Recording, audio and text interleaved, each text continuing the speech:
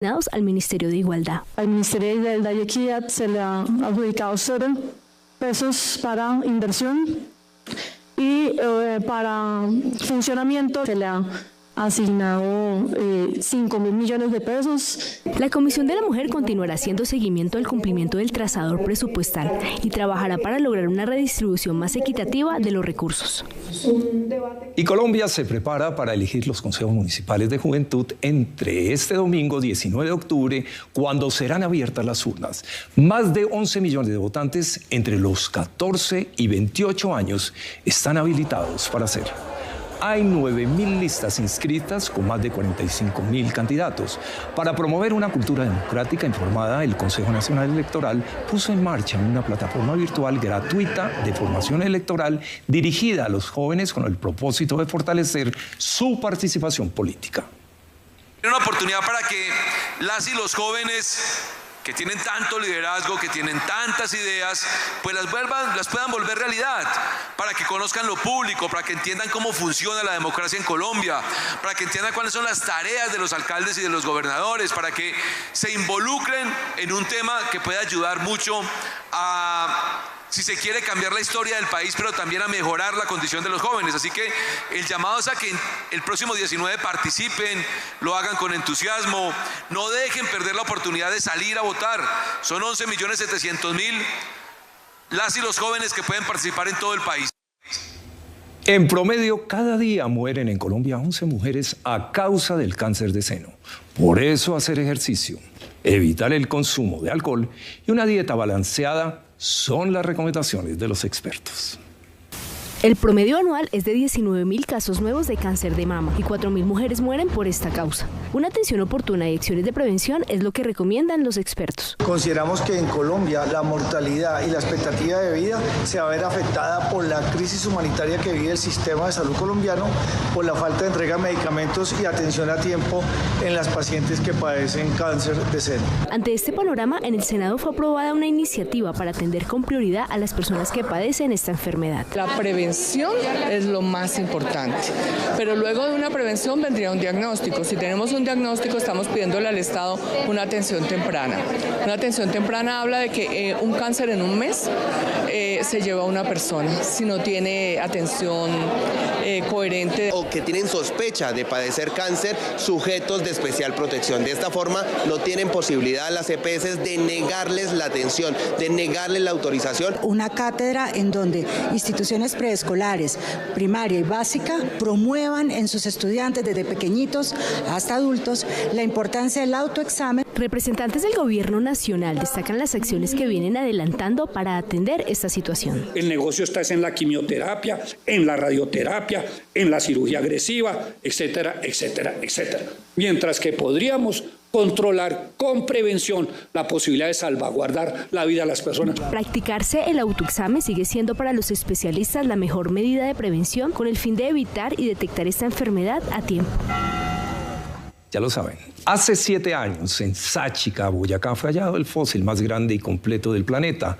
Dada su importancia para Colombia y para el mundo, una nueva ley busca proteger y fomentar el conocimiento de este pliosaurio por su importancia paleontológica. Dada su importancia no solo para Colombia sino para el mundo, una nueva ley busca proteger y fomentar el conocimiento de este pliosaurio por su importancia paleontológica. Dar a conocer este hallazgo paleontológico que es único en el mundo, el pliosaurio, un dinosaurio de más de 125 millones de años que está aquí en Sáchica.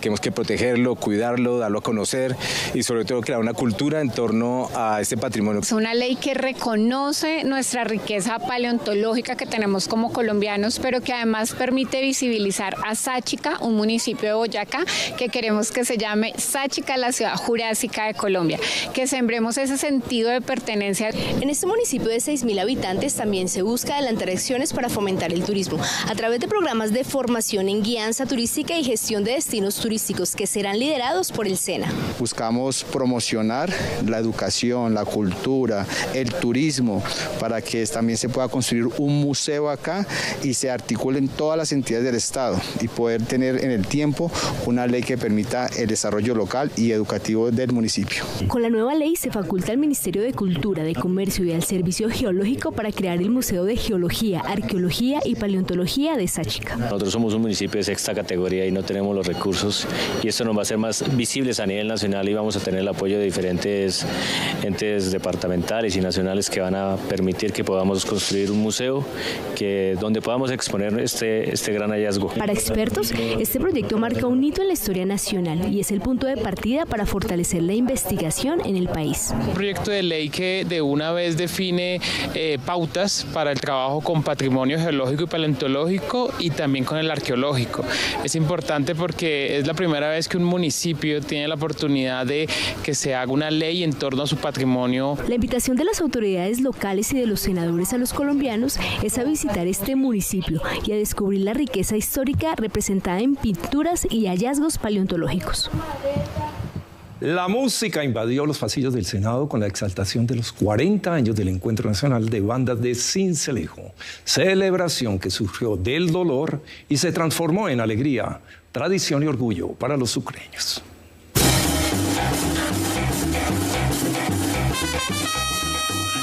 Dicen que la música tiene el poder de sanar y Sincelejo es prueba de ello. Después de la tragedia de las Corralejas en 1980, cuando el dolor cubrió a todo un país, surgió la idea que transformó el silencio en esperanza, el Encuentro Nacional de Bandas. Lo que comenzó como un acto de resiliencia se convirtió con el paso del tiempo en una celebración de vida, arte y tradición que hoy cumple 40 años.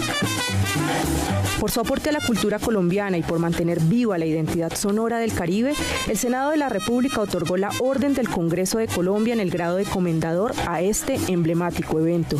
Quiero agradecer el haber abierto estas puertas de la democracia, el haber permitido que la música de banda, especialmente su porro y su fandango, esté aquí en este recinto de la democracia. El reconocimiento fue entregado por la segunda vicepresidenta del Senado, Ana María Castañeda, quien con orgullo sucreño exaltó cómo este encuentro ha unido generaciones alrededor de la música y ha proyectado el talento de Sucre al país y al mundo. Me llena de orgullo poder entregar este reconocimiento desde el Congreso de la República al Encuentro Nacional de Banda por su contribución excepcional a nuestra cultura, a nuestro folclore, a nuestra música, por preservar de generación en generación esto que son nuestras raíces.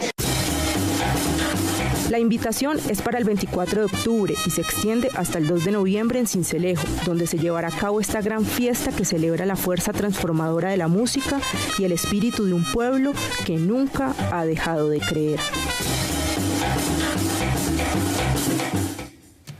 Maravilloso. Hoy tuvimos imágenes de fondo de Ibagué en su cumpleaños 475. Felicitaciones.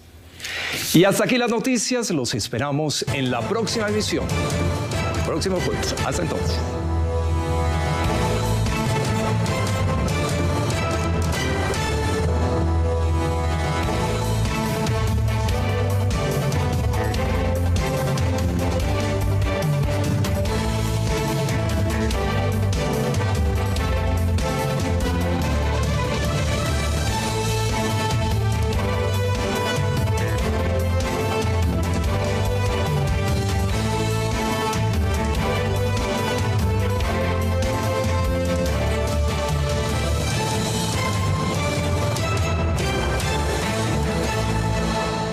Buenas noches, esto es Noticentro 1, emisión central. Hoy es viernes 17 de octubre, yo soy Margarita Ortega.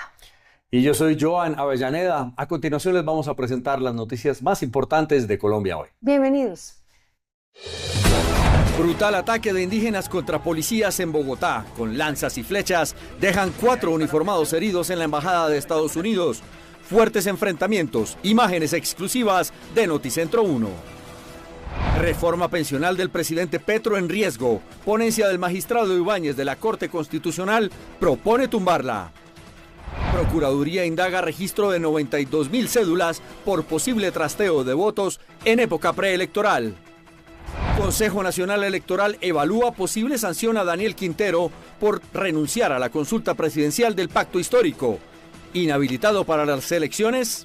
Presidente Petro tendrá que retractarse por comentarios considerados como ofensivos contra la mujer en medio de Consejo de Ministros televisado. Cancillería de Colombia afirma que garantiza expedición de pasaportes pese a demanda de la Procuraduría.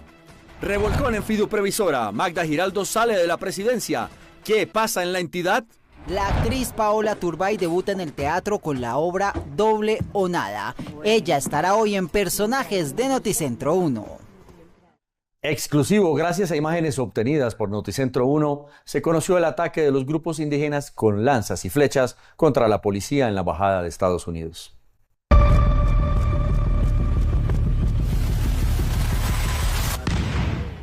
Buenas noches, Margarita, Joan y televidentes. Pues miren, lo que inició como una manifestación pacífica por parte del autodenominado Congreso de los Pueblos terminó convirtiéndose en graves enfrentamientos entre encapuchados, comunidades indígenas y miembros del UNDEMO. Estos enfrentamientos duraron casi 3 horas y dejaron como víctimas a 5 policías heridos con flechas artesanales dirigidas por parte de estas comunidades indígenas. Hacia las 3:30 de la tarde comenzaron a reportarse explosivos provocados por artefactos de fabricación artesanal, presuntamente lanzados por encapuchados que se movilizaban desde la Universidad Nacional. Estos individuos atacaron directamente las instalaciones diplomáticas y lanzaron piedras contra edificios cercanos, miembros del UNDEMO y la prensa. Cuando no son los estudiantes de la Universidad Nacional, pues hoy son los indígenas y se complica el tránsito. Usted está viendo el Transmilenio 100% cerrado, la gente a pie. No tenemos cómo entrar y salir aquí del barrio. Y pues también las afectaciones, pues aunque no lo crean, los gases generan a todo el mundo afectaciones. Algunos manifestantes utilizaron incluso arcos y flechas para agredir a los uniformados, dejando como saldo 5 policías heridos.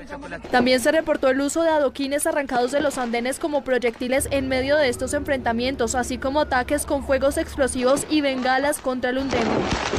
La situación generó un colapso total en la movilidad por la calle 26, que tuvo que ser cerrada en ambos sentidos. Estamos cansados de esto de cada ratico, ¿verdad? Que el gobierno se ponga las pilas, el alcalde no sé qué está pasando y la verdad estamos cansados de esto. El balance preliminar indica que al menos 35.000 usuarios de transporte público se vieron afectados por esta emergencia. Por su parte, tanto la alcaldía distrital como el Ministerio de Defensa se pronunciaron ante esta violenta tarde.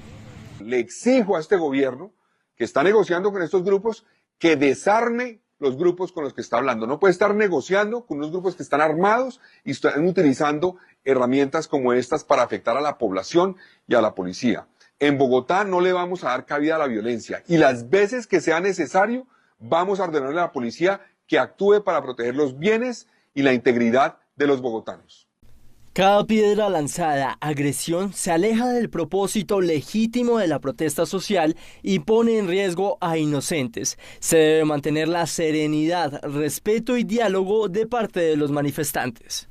Este violento episodio se suma a una jornada de 4 días de graves manifestaciones que mantuvieron en alerta tanto a la ciudadanía como a las autoridades. Informó para Noticentro 1 Valentina Mejía.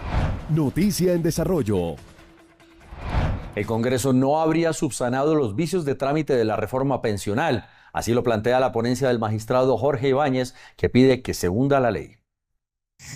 Este viernes se conoció que la Corte Constitucional podría tumbar la reforma pensional, pues la ponencia del magistrado Jorge Enrique Ibáñez, presidente del Alto Tribunal, pide no avalar la ley.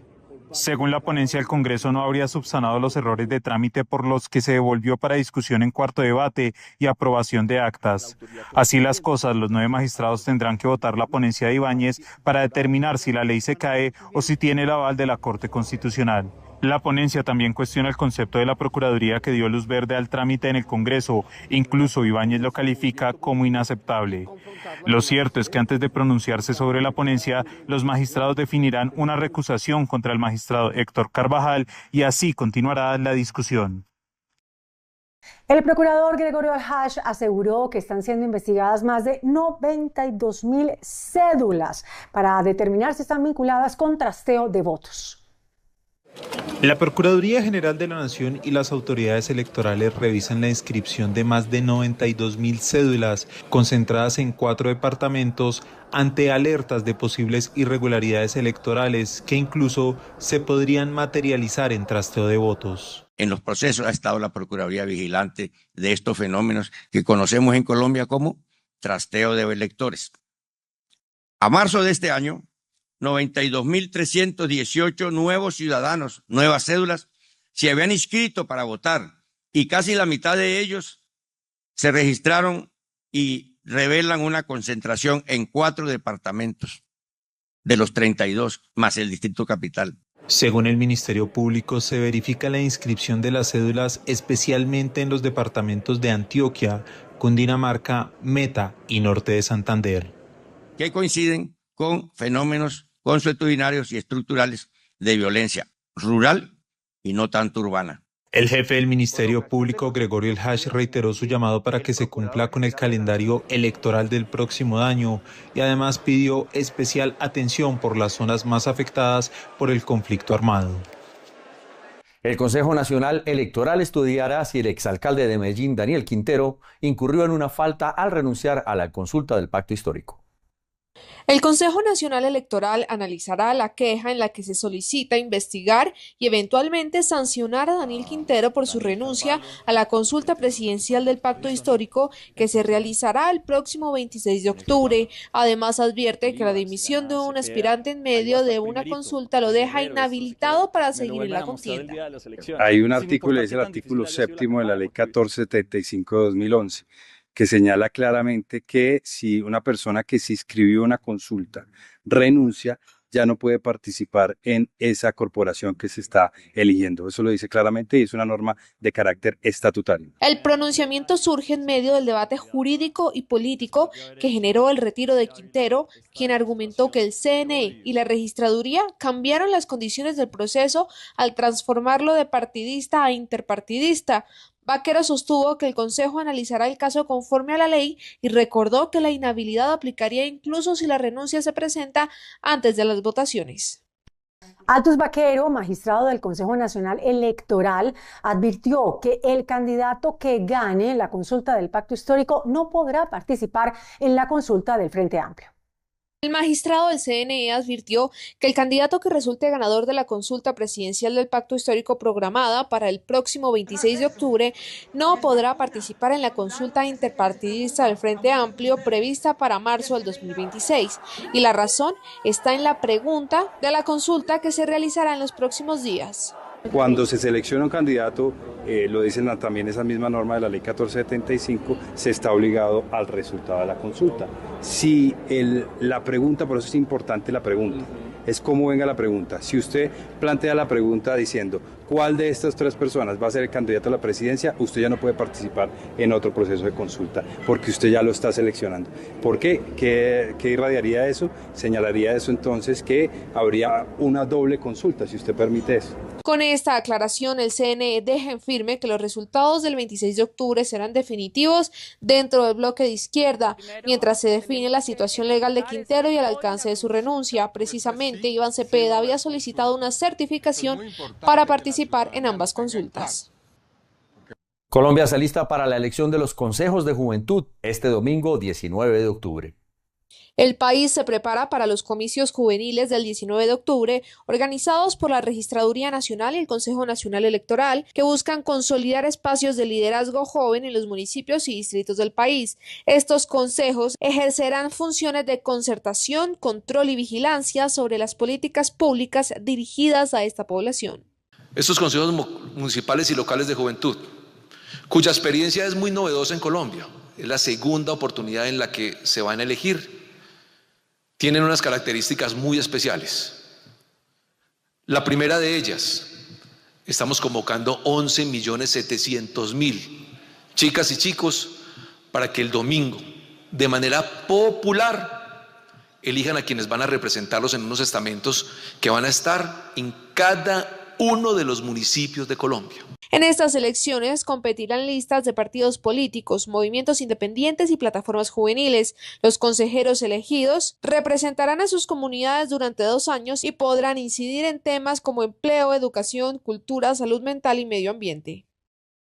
Este domingo se llevarán a cabo las elecciones de los consejos de juventudes y para garantizar la seguridad, algunos alcaldes han anunciado ley seca a partir de mañana 18 de octubre. El país se prepara para elegir los consejos municipales y locales de juventud y para garantizar el orden público, la registraduría activó la ley seca para este sábado 18 de octubre. Hasta ahora, estas son las ciudades y municipios que han confirmado de manera oficial la aplicación de esta ley: Cartagena, Yopal, Ciénaga, Montería, Mosquera, Soledad, Ibagué y Palmira. Por su parte, Asobar es gremio que cuenta con más de 1.600.000 trabajadores de sectores de bares, restaurantes y vida nocturna, advierte que estas restricciones afectan seriamente al empleo y a la economía formal. Consideramos que la participación, que nuevamente respaldamos este proceso, no supera el 5% del potencial electoral y sí, por el contrario, genera una altísima afectación muy negativa en el empleo, la economía y la tributación de los propios municipios y también del país. En el caso de Bogotá, el alcalde mayor Carlos Fernando Galán confirmó que no habrá ley seca. En Noticentro 1 hacemos una pausa. Regresamos en minutos con más noticias. La presencia de grupos armados ilegales como el Clan del Golfo y el ELN tienen en alerta temprana electoral al departamento de Risaralda. De los 14 municipios de Risaralda, 11 están en acción urgente y prioritaria en la alerta temprana electoral que recientemente emitió la Defensoría del Pueblo.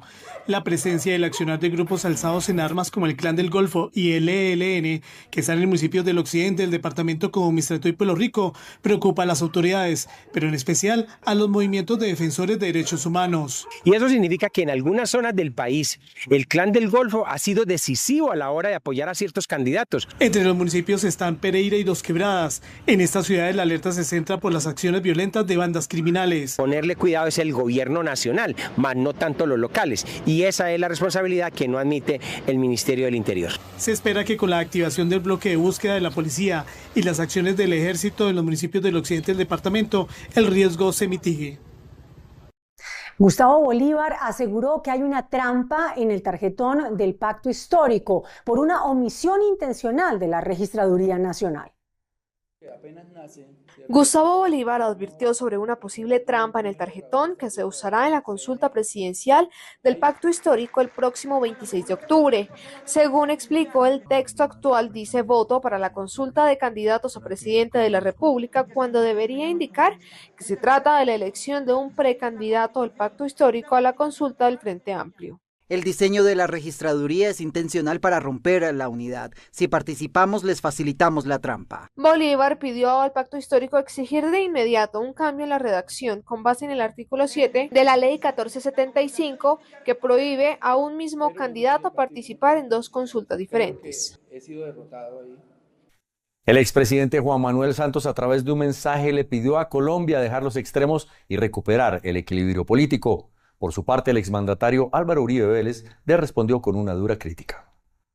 El expresidente Juan Manuel Santos reapareció con un fuerte mensaje político de cara a las elecciones del 2026, en el que pidió a los colombianos no respaldar los extremos ni de izquierda ni de derecha. En su videocolumna, el Nobel de Paz insistió en que el país necesita moderación, sensatez y un gobierno de consenso que deje atrás la confrontación ideológica. Los extremos solamente sirven para dividir. La moderación y el centro son el camino. Hoy tenemos un extremista de izquierda. Si llega uno de derecha, lo único que obtenemos es un país ingobernable y las probabilidades de estallidos sociales y bloqueos aumentarán. Y así, entre gritos, el país no avanza. Necesitamos moderación, discusiones honestas para resolver problemas. Las declaraciones del exmandatario generaron inmediatamente una reacción del expresidente Álvaro Uribe Vélez, quien le respondió desde su cuenta de X cuestionando su llamada al centro. ¿Quién dijo que el centro es entregar al país al terrorismo, desconocer el resultado de un plebiscito, violar la palabra y mantenerse en mentiras, manipular la justicia, financiarse con Odebrecht? Uribe no solo recordó hechos de su gobierno como el caso de Brecht, sino también señaló la compra de congresistas con mermelada y el aumento de la hoja de coca, afirmando que eso no es de centro ni de tercera vía. Un número importante de partidos políticos anunciaron una coalición de centro de cara a las elecciones de 2026. Esta alianza se llama ALMA. 6 partidos políticos acompañados de 35 grupos de ciudadanos presentaron su unidad para crear la coalición ALMA, una apuesta de centro que buscará consolidar la bancada legislativa más grande. Y ahora el Partido Colombia Justa y Libre se ha convocado a otras instituciones políticas que nos acompañen en esa defensa de la vida, de la familia y de la sociedad. Seguimos abiertos a que partidos que consideren que se encuentran en nuestro pensamiento en el respeto por la nación, por la niñez, en la recuperación, por el respeto a la sociedad, la restauración de un orden público respetuoso para todos, bienvenidos sean. Se trata de un proyecto político que pone como centro la familia, la niñez y los valores. Nace esta coalición con 8 senadores, un representante a la Cámara, 7 partidos, 1 millón de votos, para devolverle la esperanza en Colombia de que sí podemos recuperar el centro. Promover valores y ser la mayor fuerza electoral el próximo marzo del 2026. Los presidentes de los partidos que la integran, Colombia Justa Libres, Liga de Gobernantes, ADA, Dignidad Liberal, Así y Gente en Movimiento, firmaron un acuerdo que ratifica su unión. El próximo 8 de noviembre darán a conocer los nombres que conformarán las listas de Senado y Cámara. El presidente Gustavo Petro tendrá que retractarse por los comentarios considerados como ofensivos que hizo contra la mujer durante un Consejo de Ministros que fue televisado. Una mujer libre hace lo que se le da la gana con su clítoris y con su cerebro. Y si sabe acompasarlo, pues será una gran mujer. Y ya no dicen que no hable yo de eso, entonces hablo del hombre. Esta declaración del presidente Gustavo Petro llegó hasta los estrados judiciales, pues 2 mujeres calificaron la afirmación como ofensiva hacia el rol de la mujer.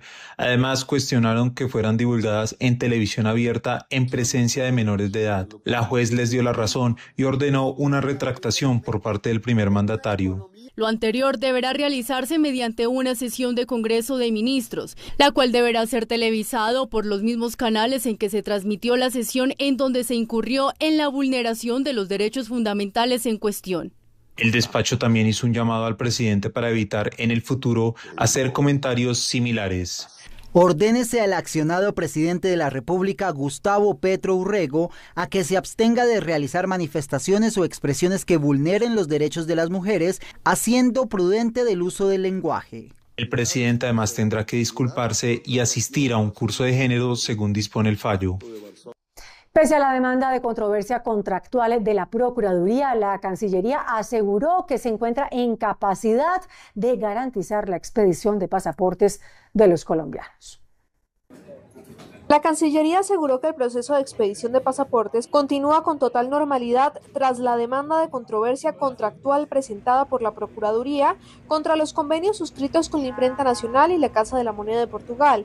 La entidad precisó que aún no ha sido notificada de la admisión de la demanda por parte del Tribunal Administrativo de Cundinamarca, autoridad competente para decidir si avanza o no el proceso. El Ministerio de Relaciones Exteriores explicó que el inicio de este trámite judicial no implica ningún fallo en su contra ni afecta la vigencia de los convenios interadministrativos para la producción del nuevo modelo de pasaportes. Recalcó además que no existe ningún riesgo de desabastecimiento y que la imprenta y la Cancillería avanzan sin contratiempos en la ejecución del convenio. La Cancillería reiteró que ejercerá su defensa jurídica cuando sea notificada formalmente y defenderá la legalidad de los procesos de contratación. Luego de que el gobernador del Guaviare criticara la Unidad Nacional de Protección por la falta de garantías y seguridad para los líderes políticos de la región, la entidad le respondió que estos ya cuentan con un esquema robusto. La tensión en el departamento del Guaviare se mantiene tras el aumento de la violencia y el reciente atentado contra el alcalde de Calamar. hago públicamente responsable de la vida de los señores alcaldes del departamento y del gobernador a la Unidad Nacional de Protección. La polémica escaló luego de que el gobernador del Guaviare responsabilizara a la UNP por ignorar las solicitudes de protección de los líderes del departamento. Hemos en muchas ocasiones solicitado el acompañamiento que nos garantice las medidas de seguridad y no hemos encontrado respuesta alguna. Sin embargo, la UNP rechazó las declaraciones y aclaró que las medidas de protección no son decisión propia de la entidad. Las medidas de protección que asigna la entidad se definen en un comité interinstitucional del que hacen parte la UNP, como el Ministerio de Interior, el Ministerio de Defensa y la Policía Nacional, sin que alguna de estas entidades tomen decisiones unilaterales. Aseguró que el gobernador y alcaldes ya cuentan con fuertes esquemas de protección. También cabe resaltar que todos los alcaldes del departamento de Guaviare cuentan con esquemas de protección robustos. El debate queda abierto sobre quién debe entonces garantizar la seguridad de los líderes políticos y los mandatarios. Colombia impulsará ante la CELAC el rechazo regional ante una posible invasión de Estados Unidos a Venezuela.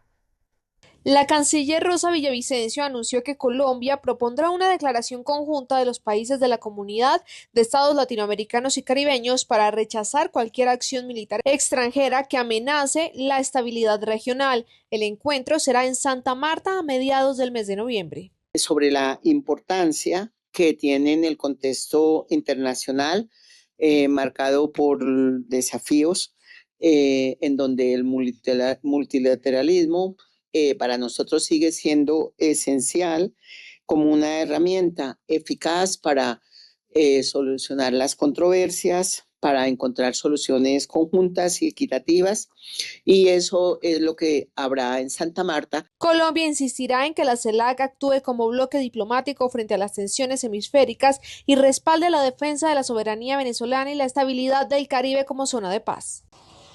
Muy buenas noches y mucha atención porque el presidente Gustavo Petro, en medio de la locución presidencial que realizó esta noche, anunció el cambio del director de la policía. Según explicó, el cambio del general Carlos Triana se da no solo por el tema de los cultivos ilícitos, que fue el tema de la locución, sino también por lo que sucedió en Amalfi. Recordemos que fue un accidente en helicóptero que dejó varios policías muertos. Señaló que también va a entregar un reporte acerca de esta situación. Por el momento lo que se sabe es que sale el director de la policía y no se conoce quién será el reemplazo. Esta es una información en desarrollo. Sigan ustedes con más información en estudio. La empresa Geopark completó el proceso de adquisición de bloques de hidrocarburos en el campo de Vaca Muerta en Argentina.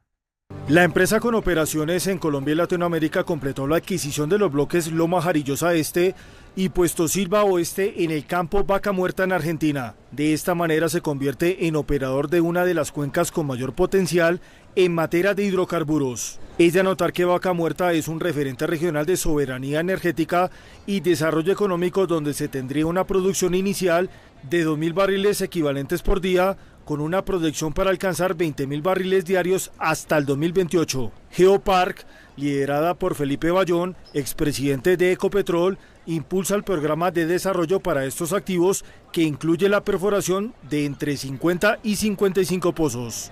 Para los expertos, este es un claro ejemplo de lo que debe hacer Colombia en materia de hidrocarburos. Valdría la pena que el gobierno nacional reconsiderara su postura de haber abandonado la exploración del gas nacional.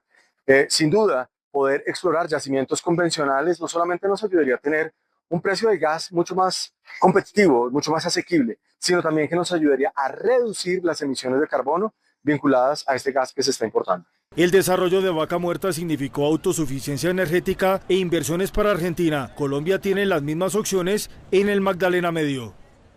El sindicato de la Aeronáutica Civil hizo denuncias contra la entidad por irregularidades administrativas y precariedad laboral.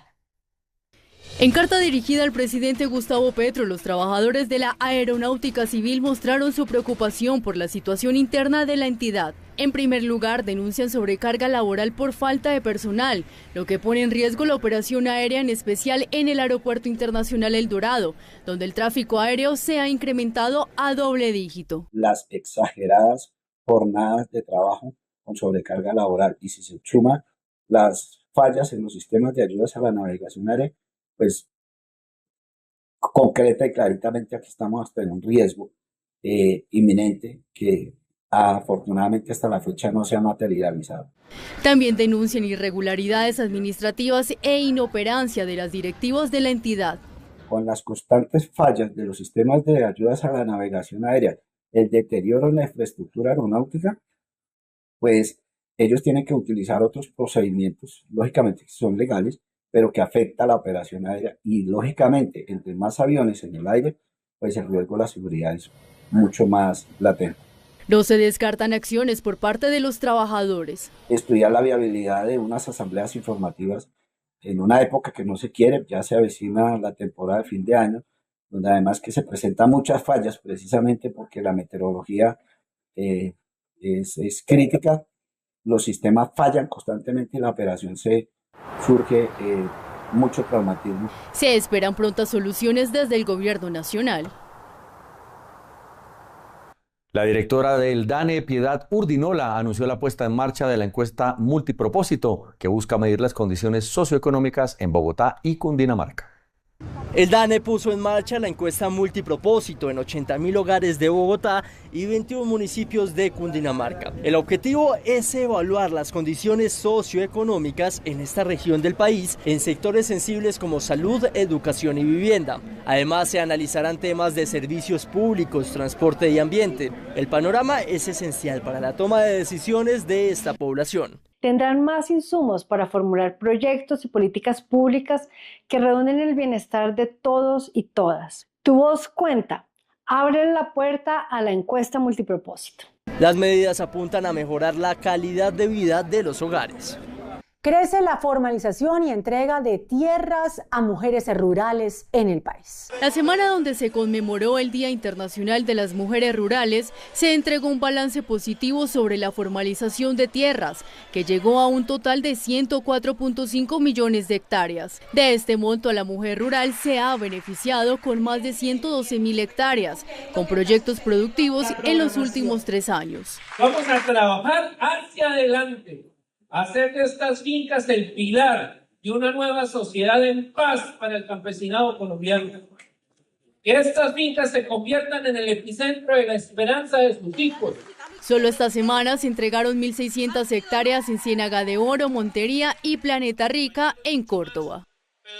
La Personería de Medellín formuló cargos contra Jorge Andrés Carrillo, actual presidente de ISA, por contratos que realizó durante la alcaldía de Daniel Quintero. Según la Personería de Medellín, Jorge Andrés Carrillo, actual presidente de ISA y exgerente de EPM en la administración del exalcalde Daniel Quintero, habría incurrido en presuntas irregularidades en un contrato de más de 73.000 millones de pesos para servicios de vigilancia y seguridad privada del grupo EPM en 2023.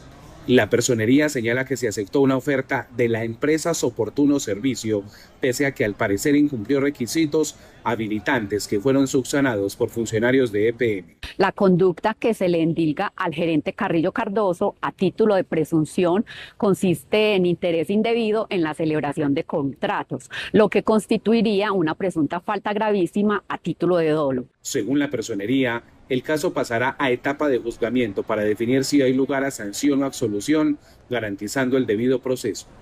El dólar cerró la semana a la baja y en la jornada de hoy se cotizó a 3.808 pesos.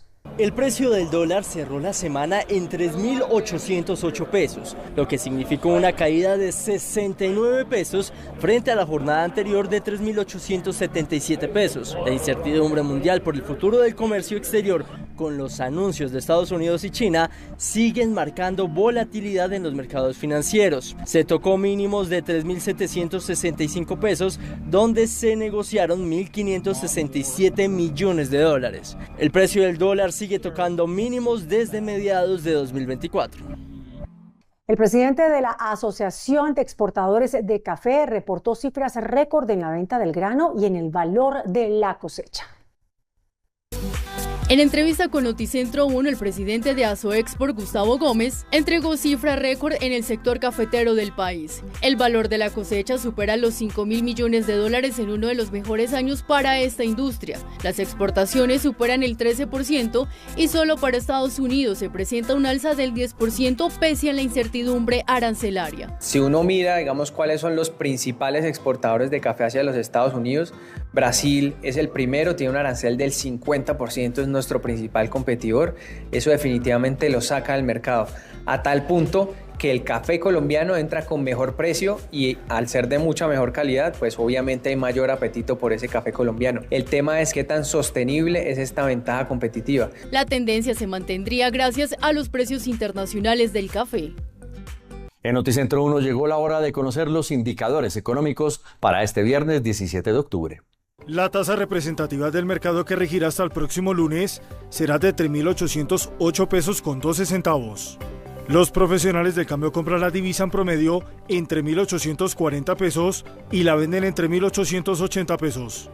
Un euro cuesta 4.494 pesos con 80 centavos.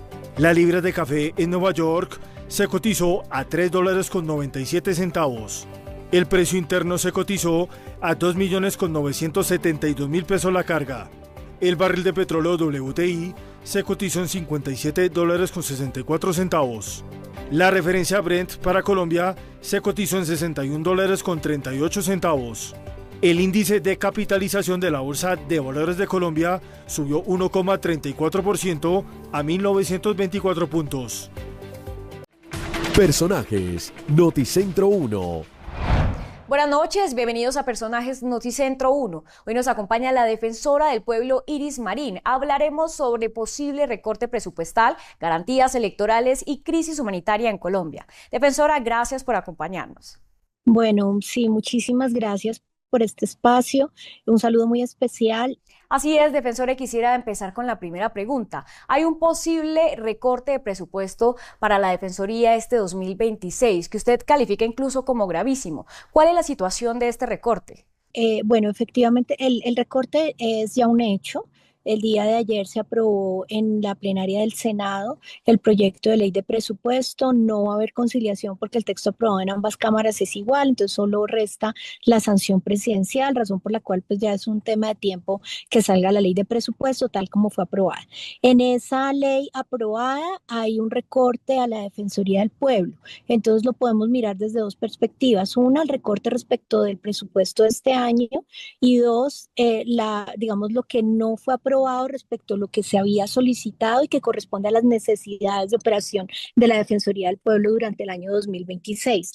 En el recorte, pues vamos a tener un 5% menos del presupuesto que tuvimos este año 2025, pero el recorte más alto es en inversión, que es un 30% del presupuesto de inversión. Pues esto va a afectar fuertemente sobre todo el despliegue territorial y el acompañamiento a las comunidades.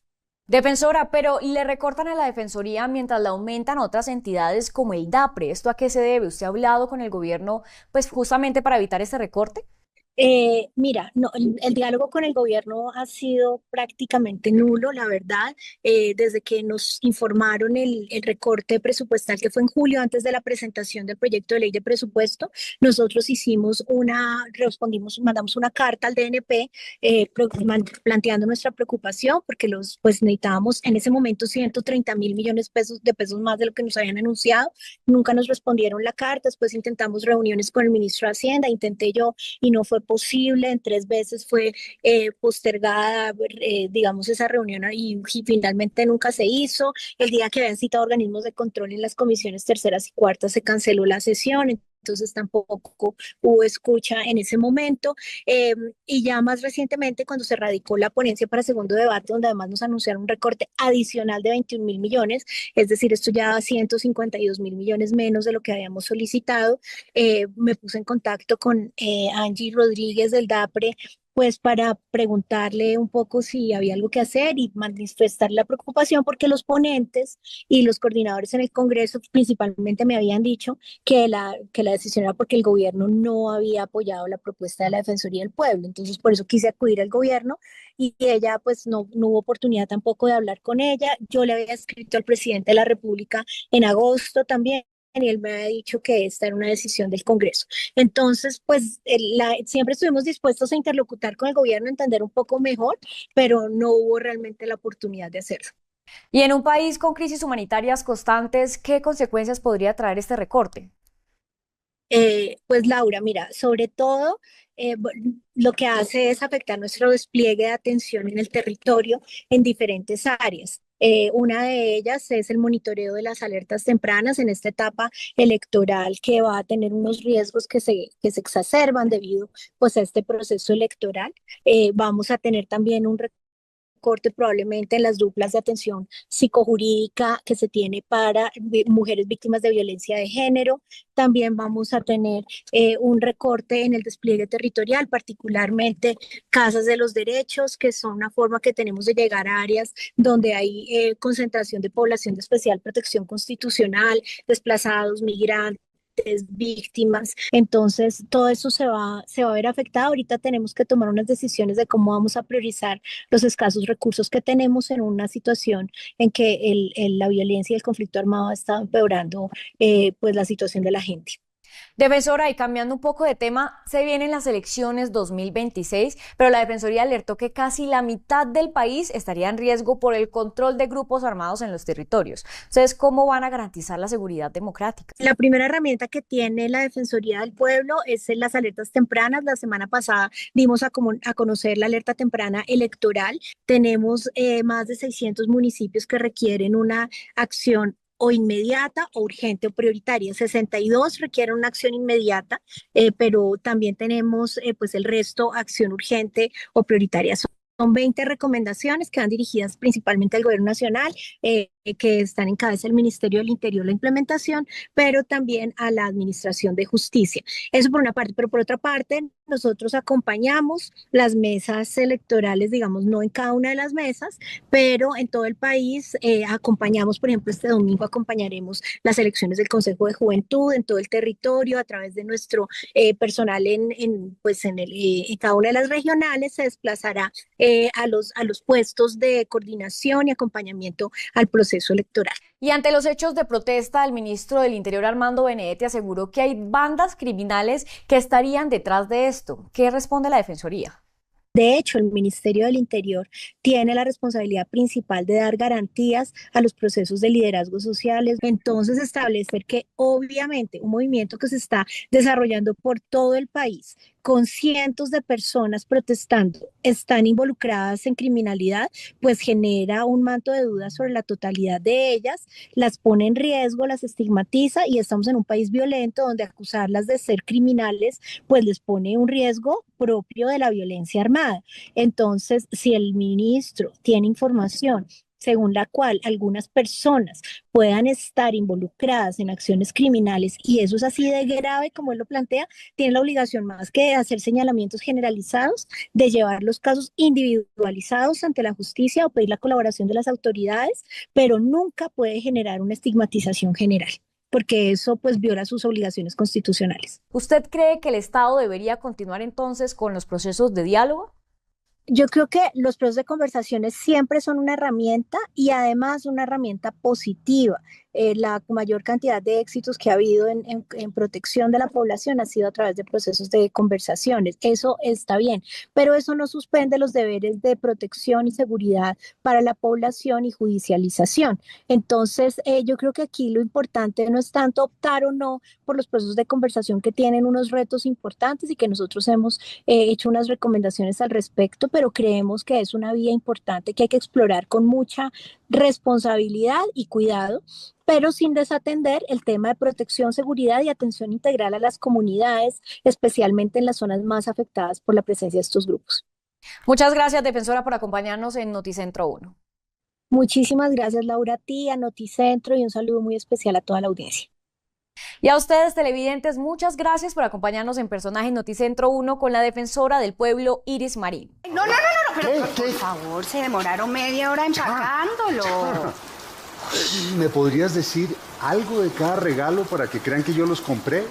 Hola, buenas noches. Esto es Personajes de Noticentro 1. Estamos viendo en pantalla las imágenes de la obra de teatro Doble o Nada, que llega al Teatro Nacional de la Calle 71 protagonizada por una de las actrices más queridas de nuestro país y que con este montaje debuta en las tablas. Yo creo que es un check que hace en su carrera y por eso tenemos como invitada hoy en este segmento de Noticentro 1 a Paola Turbay. Paola, bienvenida a Noticentro 1, gracias por acompañarnos. Muchas gracias a ustedes por acompañarme en este debut y tienes toda la razón, es un check, me gusta, check. Un check. ¿Te Chuleado. falta cuánto tiempo llevas soñando haciendo teatro? Más o menos 50 años, porque la verdad es que de chiquita siempre me vi haciendo teatro. Siempre fui como muy histriónica, siempre estaba en las obras del colegio o en los bailes, o bueno, pues fui gimnasta, estaba en el coro, siempre estaba haciendo algo a nivel de producción. Además hacía todos los montajes, cualquier tema que tuviera que ver con espectáculo en el colegio, yo siempre estaba detrás produciendo, dirigiendo, escribiendo, lo que fuera. Y siempre pensé que iba a hacer teatro, pensé que iba a hacer teatro musical. Musical. Sí, toda la vida soñé con eso. Pero bueno, ya después arranca la carrera, arranca la vida, arranca la familia. Y ahí pensé pues que hacer teatro era complicado. En ese entonces se hacía teatro martes, miércoles, jueves, viernes, sábado. Entonces yo decía pues estar ausente en las tardes y en las noches no me gustaba, pues, a nivel familiar no me parecía que funcionara. Y siempre dije a los 50 hago teatro. Ya cuando mis hijos se hayan graduado, estén en la universidad o bueno, ya estén haciendo su vida, ya la mamá no es tan indispensable en las tardes para hacer la tarea. Yo creo que esta no es la primera propuesta de teatro que te llegó. Yo creo que había en el escritorio más cosas. ¿Por qué escoger Doble o Nada, Paola? No, recientemente sí, esa fue pues como la propuesta. Me habían hecho, bueno, Fanny Miki fue la primera que me dijo, haz teatro. Me lo dijo hace 30 años, más o menos. Y siempre lo tuve ahí. Con Jaime Garzón íbamos a hacer una obra de teatro. El día antes de su asesinato me tenía el libreto ahí y me dijo, lo vamos a revisar después, todavía no quiero que lo mire, aquí lo tengo, pero vamos a esperar, voy a hacerle unos ajustes. Y bueno, y esas fueron como las primeras propuestas en serio. Ya años después, no sé, como que amigos me decían, directores, Mario Rivero también en alguna época, bueno, quiso hacer teatro, pero nunca así como con un libreto concreto. Carolina Cuervo después de que hicimos Ana de Nadie, me propuso que hiciéramos Veneno, pero no podía por temas de tiempo. Y bueno, y este año que me llamaron del Teatro Nacional fue perfecto. Y cuando la leí, pues dije, claro, ese es el tipo de obra que quiero hacer, de dos personajes. No quería hacer ni un tema coral ni un monólogo. No me quería lanzar al agua con un monólogo. ¿Cómo es esto trabajar la intimidad de un personaje? Porque te lo decía fuera de cámaras, al lado esa memoria tuya es un texto que es largo, es una obra que no tiene intermedio como habitualmente uno puede ver en este tipo de entregas donde, digamos, hay dos personajes, la obra dura hora y media, pero es casi toda esta extensión de tiempo hablando, interpretando un texto. ¿Cómo fue ese trabajo y de preparación? Bueno, fue bastante intenso. A mí me llega este texto hace 3 meses más o menos y empiezo a leerlo y a leerlo y a releerlo y yo pienso que uno entre más lee, como que más va encontrando cositas y más se va familiarizando con el personaje. Ya después arrancamos a trabajar con Ela Becerra, nuestra directora, y con Diego, que ha sido pues el mejor compañero que ahora he podido tener. Y empieza un trabajo muy intenso de exploración y de mirar qué pasa por aquí, qué queremos decir, cómo lo queremos decir, qué está sintiendo el personaje, qué está pensando el personaje, cuál es la necesidad del personaje en determinado momento. Y yo creo que pues lo que ustedes vieron ayer lo hemos hecho 150 veces, no tengo ni idea, que es la única forma de uno incorporar ese texto de manera natural. Y eso solo se logra es a partir de la exploración y trabajarle todos los días. O sea, nosotros trabajamos de lunes a viernes. Aquí en el teatro estábamos de 9 a 1 de la tarde y a veces Diego y yo nos íbamos a mi casa en las tardes a seguirle dando. O sea, había días en que le trabajábamos 8 y 10 horas. Porque es la única manera. O sea, uno pues al final del día sí se memoriza las cosas y viene y se para y pues recita, pero es que no se trata de desembuchar letra, como sí, digo claro. Muchas veces, se trata de verdad pues de cargarlo de emoción, de que sea coherente, de que se sienta como que hay un fluir natural y orgánico y bueno, y lo logramos esta punta de trabajo.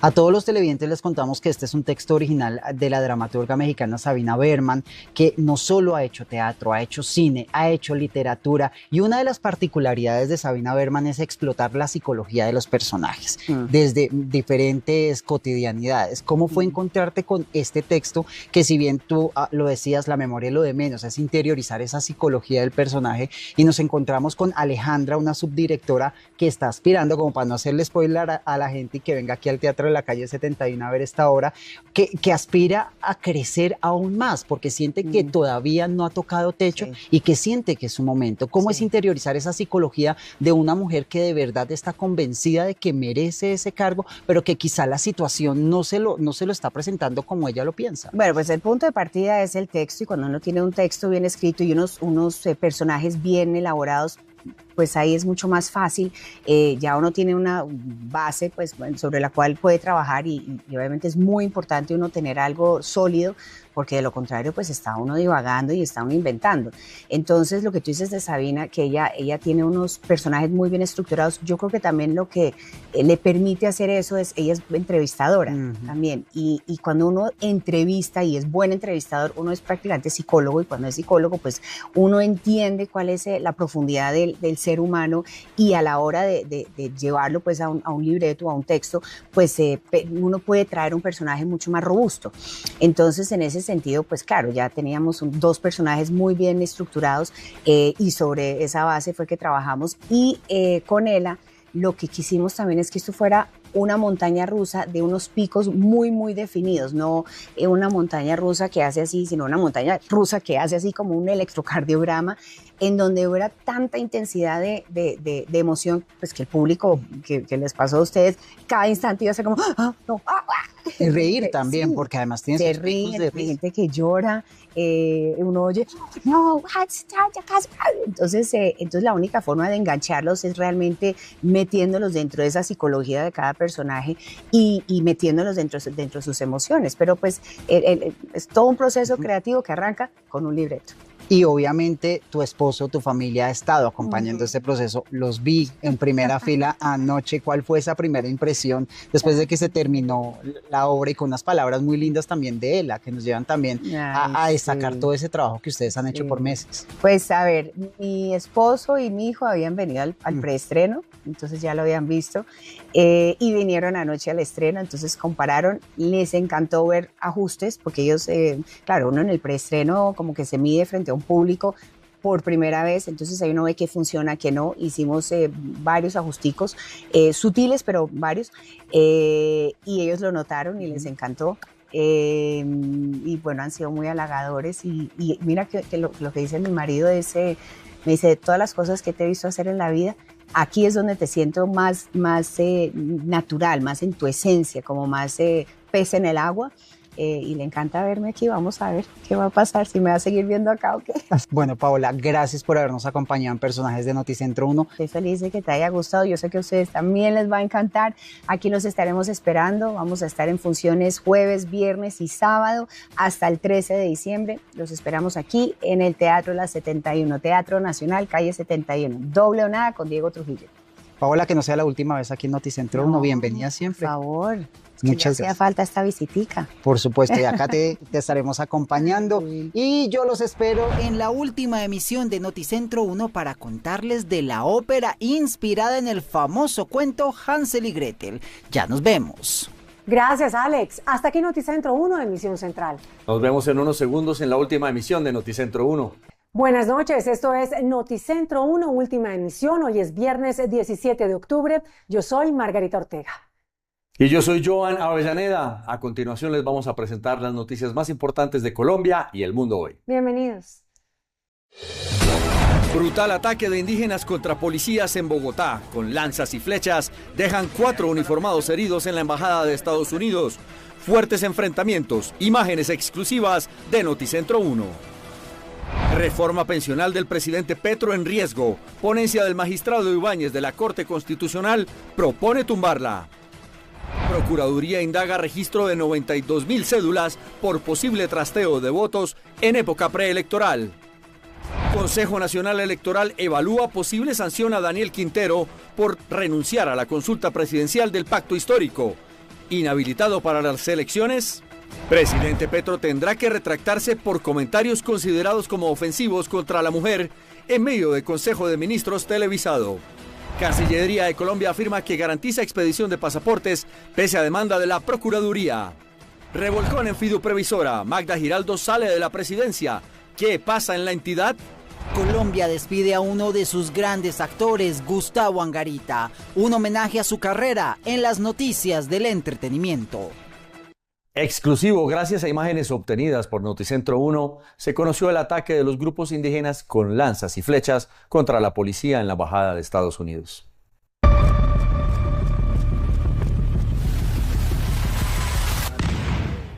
Buenas noches, Margarita, Joan y televidentes. Pues miren, lo que inició como una manifestación pacífica por parte del autodenominado Congreso de los Pueblos terminó convirtiéndose en graves enfrentamientos entre encapuchados, comunidades indígenas y miembros del UNDEMO. Estos enfrentamientos duraron casi 3 horas y dejaron como víctimas a 5 policías heridos con flechas artesanales dirigidas por parte de estas comunidades indígenas. Hacia las 3:30 de la tarde comenzaron a reportarse explosivos provocados por artefactos de fabricación artesanal, presuntamente lanzados por encapuchados que se movilizaban desde la Universidad Nacional. Estos individuos atacaron directamente las instalaciones diplomáticas y lanzaron piedras contra edificios cercanos, miembros del UNDEMO y la prensa.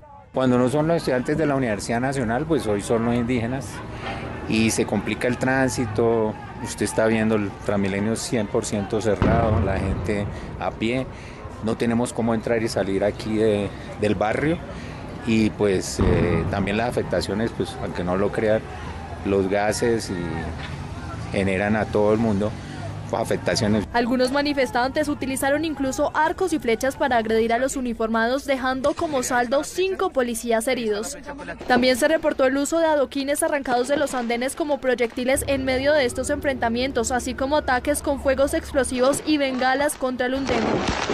La situación generó un colapso total en la movilidad por la calle 26, que tuvo que ser cerrada en ambos sentidos. Estamos cansados de esto de cada ratico, ¿verdad? Que el gobierno se ponga las pilas, el alcalde no sé qué está pasando y la verdad estamos cansados de esto. El balance preliminar indica que al menos 35.000 usuarios de transporte público se vieron afectados por esta emergencia. Por su parte, tanto la alcaldía distrital como el Ministerio de Defensa se pronunciaron ante esta violenta tarde.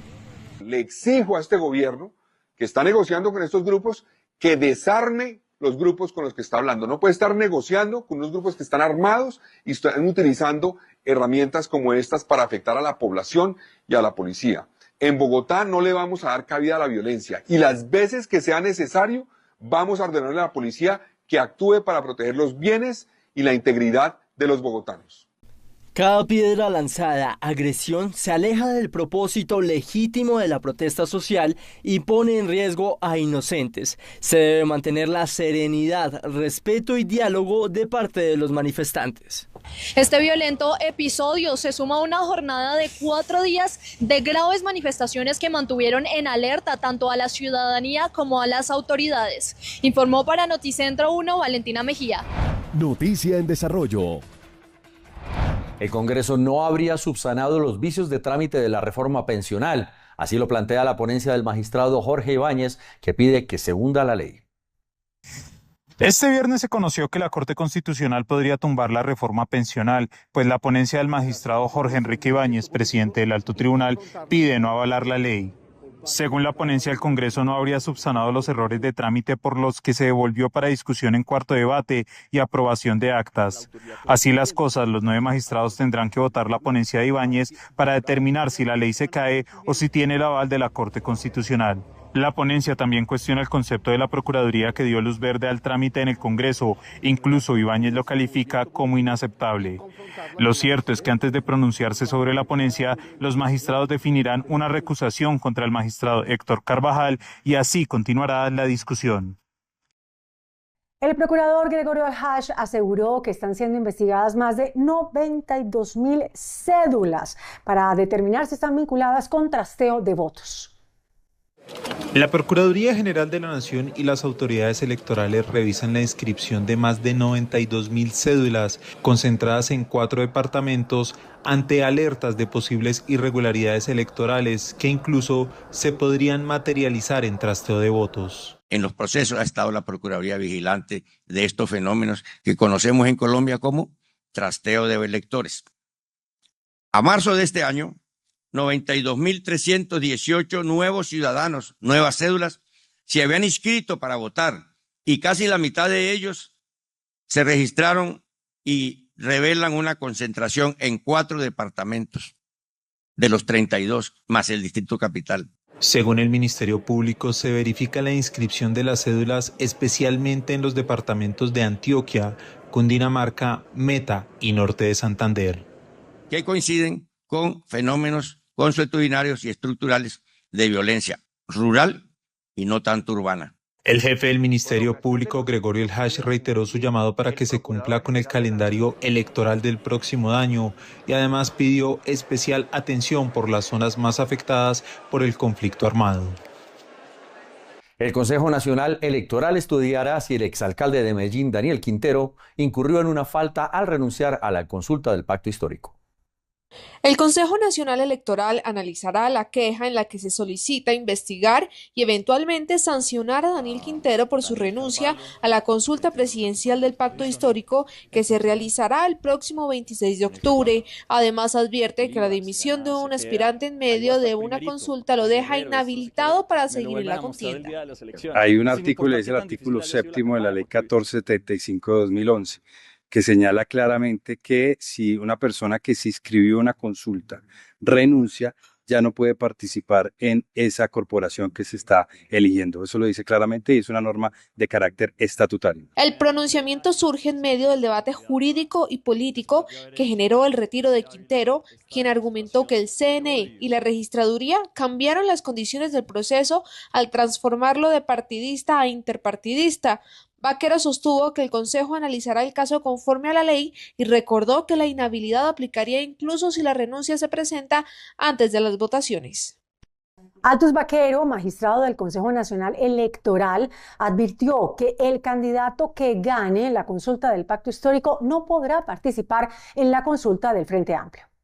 El magistrado del CNE advirtió que el candidato que resulte ganador de la consulta presidencial del pacto histórico programada para el próximo 26 de octubre no podrá participar en la consulta interpartidista del Frente Amplio prevista para marzo del 2026.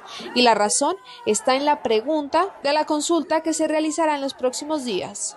Cuando se selecciona un candidato, lo dicen también esa misma norma de la Ley 1475, se está obligado al resultado de la consulta.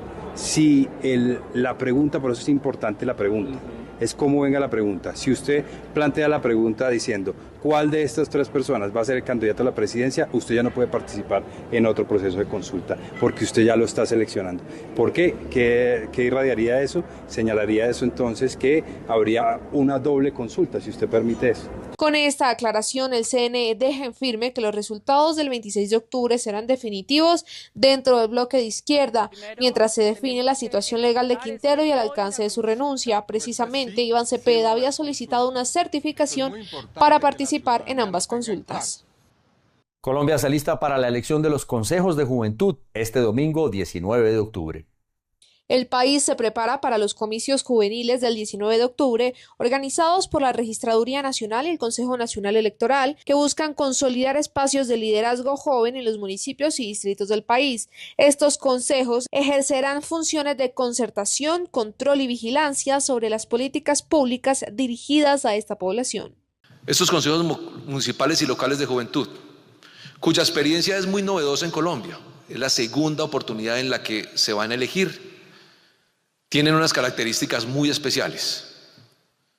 La primera de ellas, estamos convocando 11.700.000 chicas y chicos para que el domingo, de manera popular, elijan a quienes van a representarlos en unos estamentos que van a estar en cada uno de los municipios de Colombia. En estas elecciones competirán listas de partidos políticos, movimientos independientes y plataformas juveniles. Los consejeros elegidos representarán a sus comunidades durante 2 años y podrán incidir en temas como empleo, educación, cultura, salud mental y medio ambiente. Este domingo se llevarán a cabo las elecciones de los consejos de juventudes y para garantizar la seguridad, algunos alcaldes han anunciado ley seca a partir de mañana 18 de octubre. El país se prepara para elegir los consejos municipales y locales de juventud y para garantizar el orden público, la registraduría activó la ley seca para este sábado 18 de octubre. Hasta ahora, estas son las ciudades y municipios que han confirmado de manera oficial la aplicación de esta ley: Cartagena, Yopal, Ciénaga, Montería, Mosquera, Soledad, Ibagué y Palmira. Por su parte, Asobares Gremio, que cuenta con más de 1.600.000 trabajadores de sectores de bares, restaurantes y vida nocturna, advierte que estas restricciones afectan seriamente al empleo y a la economía formal. Consideramos que la participación, que nuevamente respaldamos este proceso, no supera el 5% del potencial electoral y sí, por el contrario, genera una altísima afectación muy negativa en el empleo, la economía y la tributación de los propios municipios y también del país. En el caso de Bogotá, el alcalde mayor Carlos Fernando Galán confirmó que no habrá ley seca. En Noticentro 1 hacemos una pausa. Regresamos en minutos con más noticias. La presencia de grupos armados ilegales como el Clan del Golfo y el ELN tienen en alerta temprana electoral al departamento de Risaralda. De los 14 municipios de Risaralda, 11 están en acción urgente y prioritaria en la alerta temprana electoral que recientemente emitió la Defensoría del Pueblo.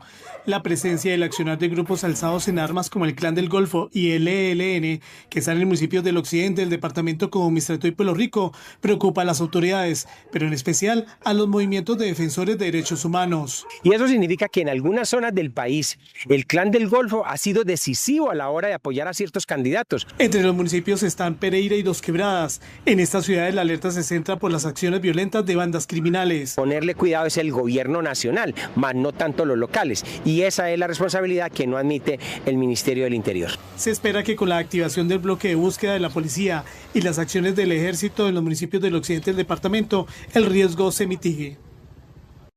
Gustavo Bolívar aseguró que hay una trampa en el tarjetón del pacto histórico por una omisión intencional de la Registraduría Nacional. Gustavo Bolívar advirtió sobre una posible trampa en el tarjetón que se usará en la consulta presidencial del pacto histórico el próximo 26 de octubre.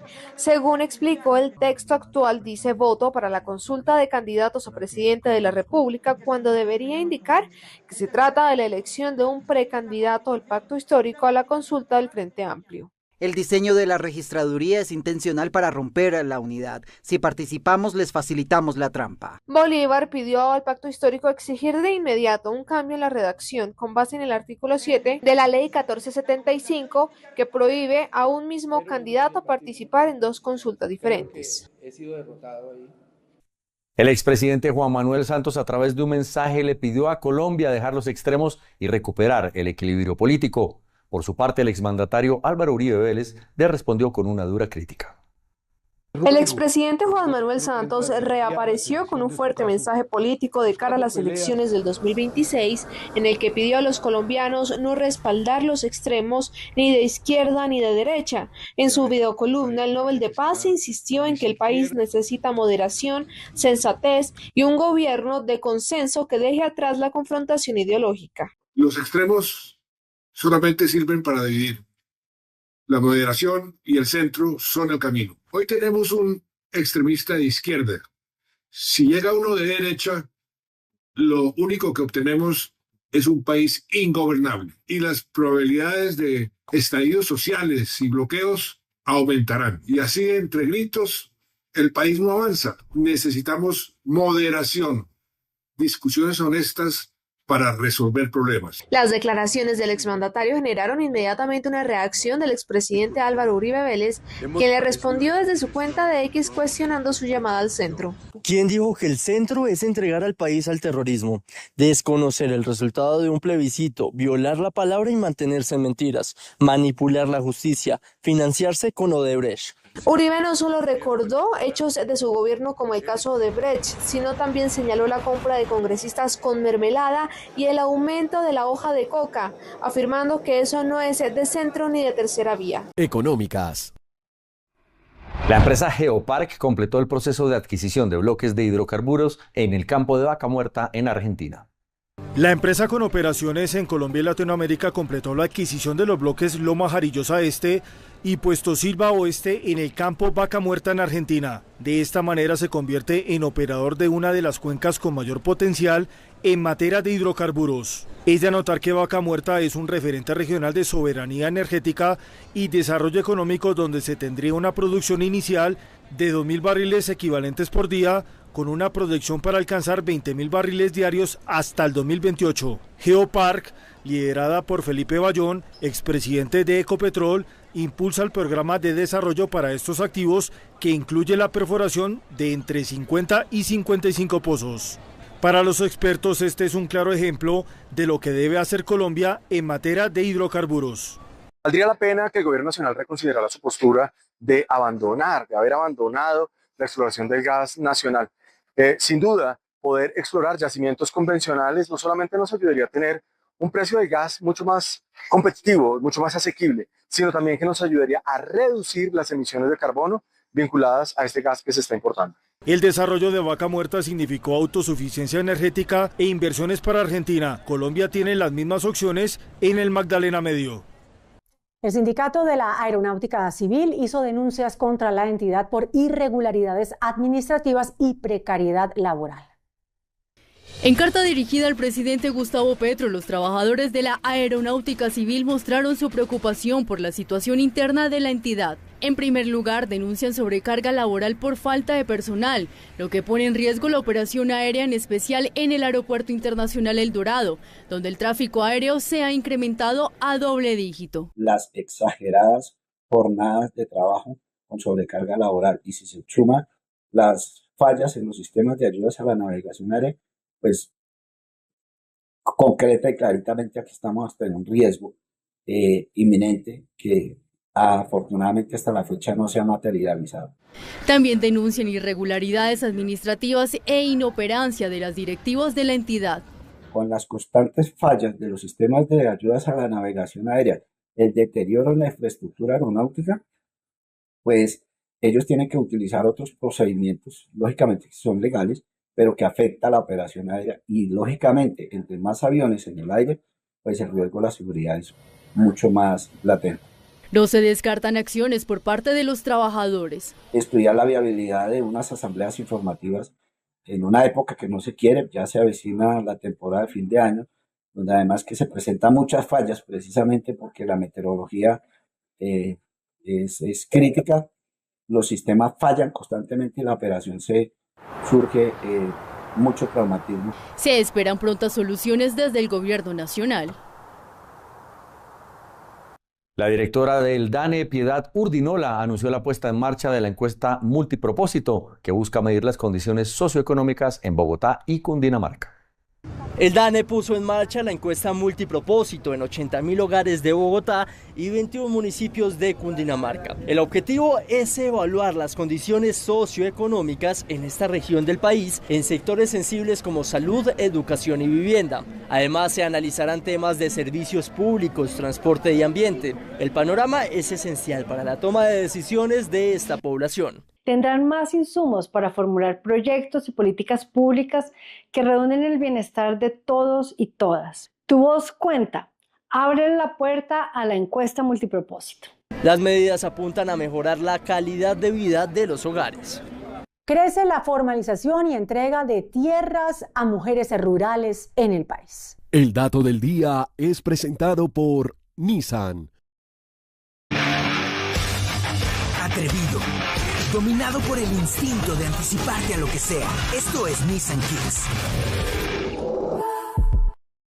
La semana donde se conmemoró el Día Internacional de las Mujeres Rurales, se entregó un balance positivo sobre la formalización de tierras, que llegó a un total de 104.5 millones de hectáreas. De este monto, la mujer rural se ha beneficiado con más de 112.000 hectáreas, con proyectos productivos en los últimos 3 años. Vamos a trabajar hacia adelante, hacer de estas fincas el pilar de una nueva sociedad en paz para el campesinado colombiano.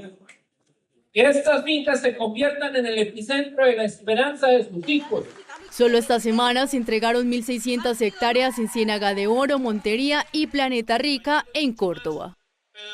La Personería de Medellín formuló cargos contra Jorge Andrés Carrillo, actual presidente de ISA, por contratos que realizó durante la alcaldía de Daniel Quintero. Según la Personería de Medellín, Jorge Andrés Carrillo, actual presidente de ISA y exgerente de EPM en la administración del exalcalde Daniel Quintero, habría incurrido en presuntas irregularidades en un contrato de más de 73.000 millones de pesos para servicios de vigilancia y seguridad privada del grupo EPM en 2023. La Personería señala que se aceptó una oferta de la empresa Soportuno Servicio, pese a que al parecer incumplió requisitos habilitantes que fueron subsanados por funcionarios de EPM. La conducta que se le endilga al gerente Carrillo Cardoso a título de presunción consiste en interés indebido en la celebración de contratos, lo que constituiría una presunta falta gravísima a título de dolo. Según la Personería, el caso pasará a etapa de juzgamiento para definir si hay lugar a sanción o absolución, garantizando el debido proceso. En orden, con Juan Carlos Pinzón. En Colombia hay un déficit de 3.3 millones de viviendas. Esto lo que significa es que el 36% de las familias colombianas no tienen las viviendas que se requieren. Hacer vivienda es uno de los programas más importantes que se puede hacer en el país. Primero, porque hay un encadenamiento industrial. Todas las actividades económicas se mueven cuando se construye. Desde lo que tiene que ver con cerámicas, lo que tiene que ver con ladrillo, lo que tiene que ver con la industria del hierro, la industria de la madera, incluso la industria de los alimentos, porque hay que considerar que la construcción de vivienda es intensiva en mano de obra. Son muchos empleos los que se crean. De los graves errores que ha cometido el gobierno de Petro, ciertamente muchos, fue poner fin al programa Mi Casa Ya. Colombianos muy pobres que habrían esperado un subsidio del Estado para poder tener sus viviendas, simplemente quedaron sin acceso. Y así se cayó la industria de la construcción y ha decrecido en el país. Colombia necesita 1.100.000 viviendas en los próximos 5 años, de vivienda de interés social y de vivienda de interés prioritario. Recordemos, el país tiene 6 millones de personas que viven en pobreza extrema, que no tienen una vivienda, que no tienen una posibilidad económica real. Incluso no tienen un baño, no tienen energía eléctrica, no tienen conectividad. Hacer 1.100.000 viviendas en los próximos 4 a 5 años le dará a esos 6 millones de colombianos la posibilidad de salir de la pobreza extrema. Por supuesto, con modelos muy eficientes de financiación, usando recursos del sector privado, usando algunas capacidades del Estado en subsidios, pero ciertamente con modelos de arrendamiento de largo plazo que le permitan a las personas incluso pagar hasta montos más bajos, pero por viviendas de mejor calidad, de las cuales además se convertirán en propietarios hacia adelante. Ser propietario de vivienda para una familia es la oportunidad de financiar otros proyectos, otras posibilidades, además de la dignidad humana que eso significa. El país necesita reactivar la construcción, reactivar la vivienda y sobre todo usar esto como una herramienta de política pública para reducir a cero la pobreza extrema y motivar el progreso económico y social. La movida de poder de hoy es pequeña, pero muestra algo grande, que Gustavo Petro está personalmente involucrado en meter a las maquinarias en el pacto histórico. Este caso ocurrió en Bogotá. Petro intercedió para meter a una candidata a la Cámara con vínculos con la política tradicional en las listas del pacto. El 7 de octubre, en una reunión en la Casa de Nariño con el Comité Político del Pacto Histórico, el presidente Petro se quejó porque se había vetado a un aspirante a la Cámara por Bogotá, Claudia Romero. Oficialmente había sido excluida porque no estaba ligada a procesos del pacto, según el comité político. Sin embargo, el verdadero pero es su esposo y asesor de campaña, David Ballén, exconcejal de Bogotá por el partido de la U y quien paradójicamente apoyó la alcaldía de Enrique Peñalosa, enemigo político de Petro. Romero además estaba cerca de montarse en la campaña de Daniel Quintero, antes de que el exalcalde renunciara a la consulta. Pues bastó con el reclamo de Petro para que el comité se echara para atrás. Romero terminó con el número 50 en la lista de la Cámara. Aunque el pacto le quiso cerrar la puerta, Romero no es una aparecida en el petrismo. Trabajó en la alcaldía de Petro en la Secretaría de Gobierno. Allí, cuenta, era recepcionista y le ayudaba a organizar visitas a localidades, entre otras tareas. Por eso empecé a tener una bonita relación con el presidente, nos dijo Romero. Prueba de esa cercanía es esta foto con Petro. La publicó Romero en medio de la disputa con el comité del pacto. Era una foto con una amiga, pero también un mensaje directo. El que lo entendió, contó una persona cercana a la precandidata sobre la publicación. Ya con la bendición presidencial, Romero arranca como una de las favoritas en la consulta de octubre. Una fuerza que ya había demostrado en la Asamblea Distrital de la Colombia Humana. Allí llegó con una de las delegaciones más grandes del evento, algo que incluso incomodó a sus copartidarios. Su equipo estima que puede sacar entre 11.000 y 15.000 votos, una cifra que la pondría a pelear la cabeza de lista en Bogotá frente a María Fernanda Carrascal y María del Mar Pizarro, dos fieles del petrismo que buscan repetir curul en el Congreso. Petro soltó el lápiz para que las urnas definan las listas del pacto, pero esta mediación alabrada por Romero demuestra que no lo ha soltado del todo. Sigue trazando líneas y tal vez cruzando la que le prohíbe la ley, la de participar en política. Muy buenas noches, estamos nuevamente en Personajes, en una alianza que tenemos de Canal 1 con el César. Y nuestra sección principalmente habla de responsabilidad democrática y las empresas que nos visitan traen historias realmente impresionantes. Hoy hemos invitado a Bancien y nos acompaña su presidente, Héctor Chávez. Bienvenido a Canal 1. Jorge Hernán, muchas gracias. Buenas noches a toda tu audiencia. Quisiera que comenzáramos explicando a los televidentes qué es Bancien o qué tipo de entidad es la que usted representa. Bancien es una banca nueva, es una banca digital. Es una banca que busca hoy en día empoderar a poblaciones que tradicionalmente no han sido atendidas por el sector financiero. Y nosotros, con una nueva propuesta nueva, muy enfocada en pensionados, estamos tratando de transformar esa realidad en el país. ¿Cuáles, en su juicio, serían las 3 variables más importantes de un pensionado? Mira, una de las cosas que hemos encontrado es que el pensionado es muy diverso, Jorge Hernán. ¿Hay de todo? Hay de todo. Y hay pensionados que obviamente logran muy buenas pensiones, pensiones medias, pensiones bajas. Nosotros nos enfocamos en el tipo de pensionado que tiene entre 1 y 2 salarios mínimos. Y esas realidades son complejas, son realidades que, por ejemplo, las personas llegan a su edad de pensión y tienen que seguir trabajando, tienen que seguir buscando su sustento, con las restricciones que significa llegar a pensionarse, que comienza a generar restricciones laborales, restricciones en la edad, y obviamente pues son personas que, dados sus niveles de ingresos, quieren seguir vinculados e incorporados al sistema económico, produciendo, lo requieren, y nosotros apoyamos eso. Principalmente pensaría uno entonces que un pensionado que tiene menos de 3 millones de pesos de ingreso y que tiene que tener una actividad, pues primordialmente son independientes, comerciantes o personas que prestan algún tipo de servicio porque difícilmente van a encontrar empleo formal, digamos, en una compañía. ¿Eso es correcto? Eso es correcto, y es muy interesante porque buena parte de estos pensionados busca hacer emprendimientos. ¿Sí? Es decir, la persona llega en una de pensión después de un trabajo formal y todo eso, y cuando llegan y se enfrentan a esta realidad, comienzan a hacer emprendimientos muy bonitos. Los que nos están viendo seguramente también tienen proyectos y tienen de pronto ideas, pero seguramente se están preguntando cuáles son los requisitos que exige Bancien para poder acceder a un crédito y cuáles serían como los más importantes.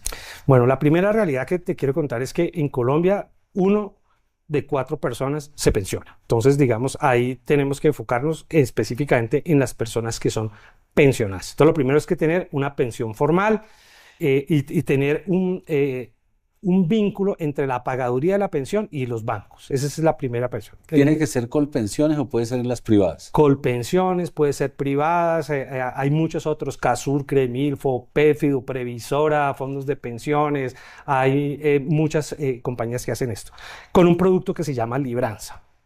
¿Ese producto qué hace? Ese producto nos permite maximizar la capacidad de la persona para darle un crédito a largo plazo. Nuestras versiones son de 13 años.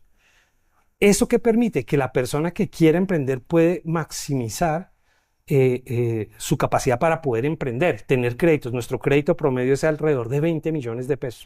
Está entre 20 y 30 millones de pesos. Señor Chávez, hablemos de las condiciones ya de un crédito para pensionados en lo que tiene que ver con los seguros, la tasa de interés y especialmente qué pasa si infortunadamente el pensionado fallece. ¿A quién le queda el crédito? ¿Cómo funciona eso? Mira, pues como estamos trabajando de alguna forma con clientes o poblaciones o segmentos base que tienen alguna vulnerabilidad económica, lo que nosotros buscamos es que si eventualmente, y son personas adultas, si eventualmente se da la realidad de que la persona fallece, pues, esa es la realidad de la vida, todos nuestros créditos para evitarle el problema, como dices tú, a sus herederos o evitar un problema a su núcleo familiar, a 100% de nuestros créditos tienen seguro de vida. Es decir, la persona toma el crédito, dentro del crédito lleva un seguro de vida de tal suerte que si desafortunadamente fallece, esa es la compañía de seguros, que es una compañía con la cual tenemos relación, se paga el crédito. Y entonces eso ayuda y esa realidad. Nuestras tasas están reguladas. En Colombia la tasa de interés del sistema financiero está regulada de alguna forma por la usura, es lo máximo. Nosotros no prestamos esa tasa, prestamos a niveles más bajos que la usura. ¿Pero como qué? ¿Como crédito de consumo? ¿Como tarjeta de crédito? Más o menos. Libranza. No, como crédito de consumo. Un poquito por abajo, crédito de consumo. Y adicionalmente con otra compañía que trabajamos, el Fondo de Garantías de Antioquia, tenemos un seguro que también nos ayuda a que si eventualmente hay una dificultad en el crédito, una dificultad de pagarlo, este fondo también es un aval y ayuda también en el pago de ese tipo de... Si tenemos en cuenta los clientes activos, los que ha atendido en los últimos años Bancien y con sus familias y esa población ampliada, ¿usted diría que a cuánta población le ha beneficiado este sistema? Nosotros somos un banco muy nuevo, Jorge. Nosotros como banco llevamos 5 años, como institución financiera llevamos una tradición un poco más larga de 13 años, pero somos un banco que sigue más 5 años. Hemos iniciado labores pues, en este segmento y hoy nuestra cartera es de más o menos 2.2 billones de pesos. Es una cartera que para el tamaño del sistema financiero, digamos, apenas estamos arrancando y poco a poco hemos venido creciendo. Frente al año anterior hemos venido creciendo un 28%, que es una cifra muy buena. Hemos desembolsado a la fecha casi en este año 840.000 millones de pesos y pues hemos beneficiado. Esperamos llegar al cierre de este año con el billón de pesos para los diferentes clientes. Bueno, señor Chávez, hay algo importante de Bancien que quiero que los televidentes entiendan y es que ustedes están organizados de cierta manera para no tener tantas oficinas, para poder ser un poco, digamos, mejores en el tema de sostenibilidad. Inclusive han recibido reconocimientos alrededor de esto. Hablemos de esa parte, cómo está organizada como empresa Bancien. Ok, mira, Bancien le ha hecho una apuesta en lo digital. Todos nuestros procesos, somos un banco absolutamente digital. No hay papeles. Nuestros procesos para el otorgamiento de un crédito, todos están basados en lo digital. ¿Correos electrónicos? No. ¿Ni siquiera formularios? No, porque como vamos a nuestra población de adultos, hemos encontrado una cosa que hemos aprendido y es que el adulto con los temas digitales no se le facilita. Sí, tiene dificultad. Entonces nosotros tenemos una oferta que es totalmente digital, pero acompañada, asistida con un vendedor. Y tenemos vendedores en todo el país.